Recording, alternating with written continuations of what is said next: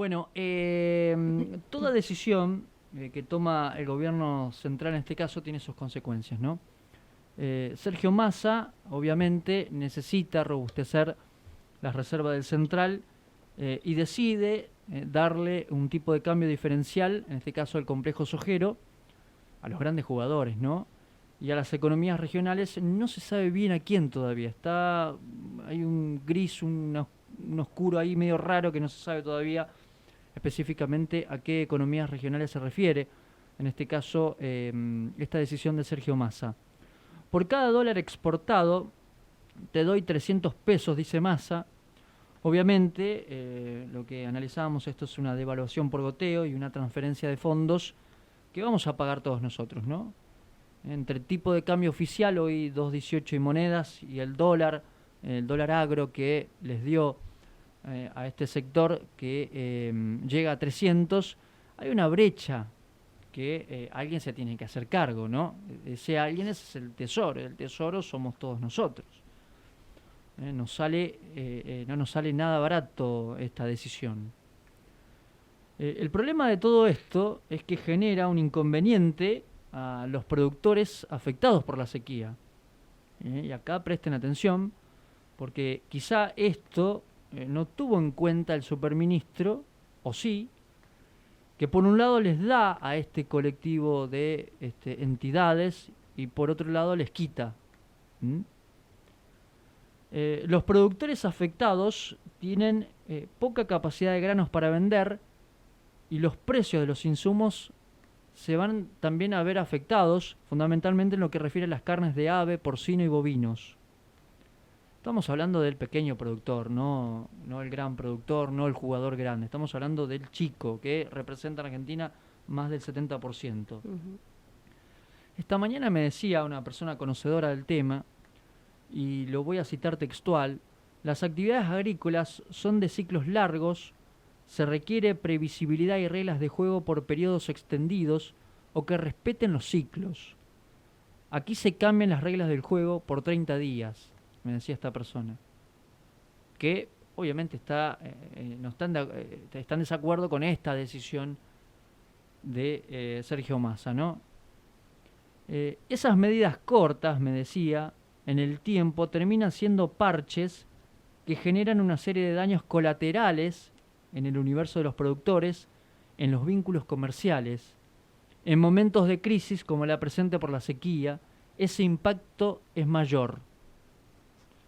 Un productor que está en situación de desastre o de emergencia, que ha visto mermada su producción, lo cito textual, tendrá pagos de arrendamientos. Casi 70% de las actividades agrícolas se hacen en campos arrendados, con un tipo de cambio establecido arbitrariamente a partir del 10 de abril. Se encarecen los compromisos a los que no tienen granos. No se puede hablar de daño colateral, sino de impacto directo, me decían esta mañana.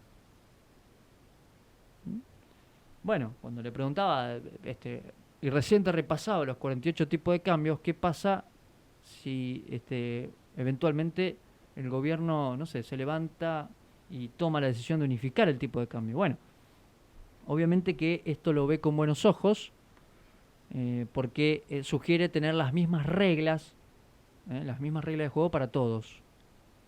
Me decía, hoy hay ganadores como los propietarios de campos, las empresas acopiadoras, las cerealeras y acopiadoras, me decían.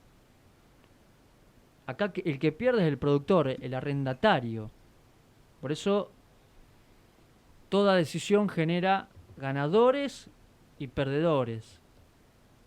Los ganadores son los que concentran la mayor cantidad de producción que permite exportar, los grandes acopiadores, el gran jugador, y los que hoy están afectados por la sequía, y a partir de este tipo de cambio diferencial se van a ver complicados a la hora de comprar los insumos.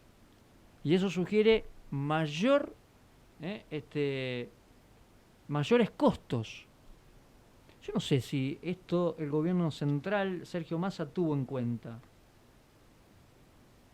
La verdad que llama mucho la atención, ¿no? Lo cierto es que vemos que una vez más se toman las mismas medidas con resultados negativos para la mayoría de las personas.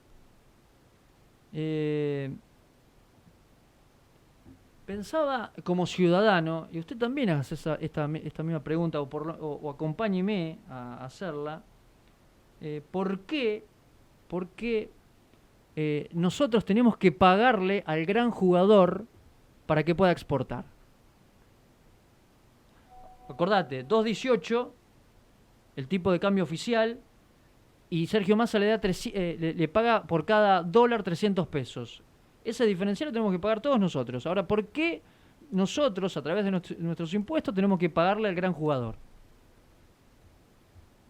¿Por qué no se sincera el tipo de cambio? ¿Por qué no se unifica? ¿Por qué no se suben los salarios al mismo tiempo? ¿Por qué no se corrige la política de subsidios? Que todos paguemos la energía como corresponde y se ayude a aquel universo que realmente lo necesite, ¿no? Que suban las retenciones al campo y en paralelo se trabaje en un país productivo con baja tasa de interés para que no sea más rentable poner la guita en los bancos, sino más bien colocarla a producir, a moverla, ¿no? Entonces, en este caso necesitamos de una dirigencia política que discuta, que se sienta a debatir con altura, ¿no? Con presencia, si se elige una política de shock consensuada con todas las partes, o bien una política de naturaleza gradualista, ¿no? Sostenida en el tiempo, donde se baje el gasto público, se emita menos, los créditos que se tomen sean para producir y no para pagar gastos corrientes, y procurar tener lo que se llama un déficit fiscal más o menos sano. Conectado obviamente al mundo, con la balanza comercial positiva, con un programa para bajar los planes sociales, menos planes sociales, más laburo. Bueno, para eso necesitamos a la política debatiendo estos temas. ¿Shock o gradualismo? Bueno, yo no veo esto. Yo no veo una discusión en estos términos. Yo veo carroña.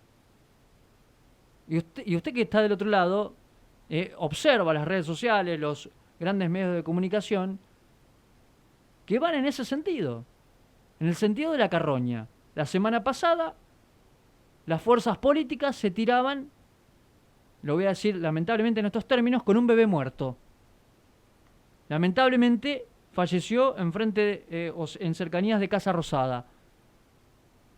Si usted miraba un canal, te decía que la culpa era de Alberto Fernández, y si vos mirabas otro canal, te decía que la culpa era de Larreta porque corresponde a Ciudad Autónoma de Buenos Aires. Carroña se llama eso. Pero no se juntan para diseñar una política seria para nuestro país. En algún momento tenemos que discutir esto. ¿Qué es lo que queremos? Porque si vamos a ver, ¿no? Parches sobre parches, y no vamos a tener previsibilidad a aquellas personas que quieran venir a invertir, o aquellas personas que quieren trabajar de manera sostenida, de manera seria en el tiempo, la verdad que va a ser muy difícil y complejo revertir la actual situación de crisis.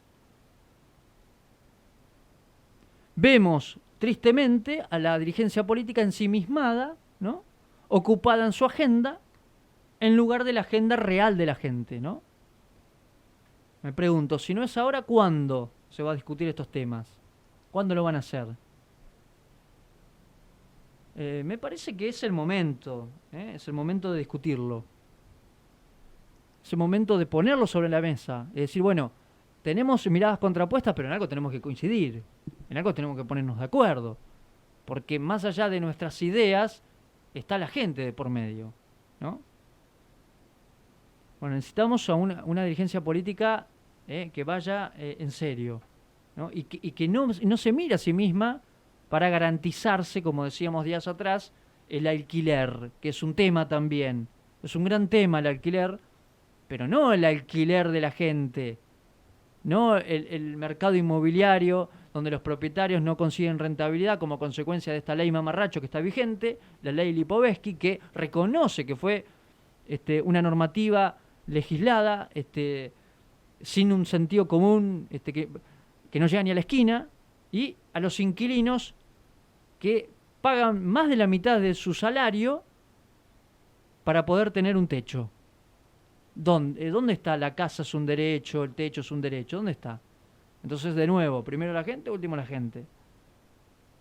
Entonces, en lugar de discutir eso, ¿no? Van por otro carril. Discuten el alquiler de ellos, ¿no? Para estar en el poder, para estar en las bancas, para alquilarla por 4 años. No el alquiler real de la gente, ¿no? Es una excelente metáfora. Bueno, discutan alquiler, discutan esto también, el andar de la economía de este país, porque así es imposible y dejamos afuera a mucha gente, a un gran universo. 39,2 de pobreza, se informó a diciembre del año pasado. Este año vamos a pasar los 40 puntos, un número muy triste. Ese número se va a dar en septiembre. Adivine qué, estimado oyente, la oposición va a utilizarlo a su favor. Eso es carroña. Bueno,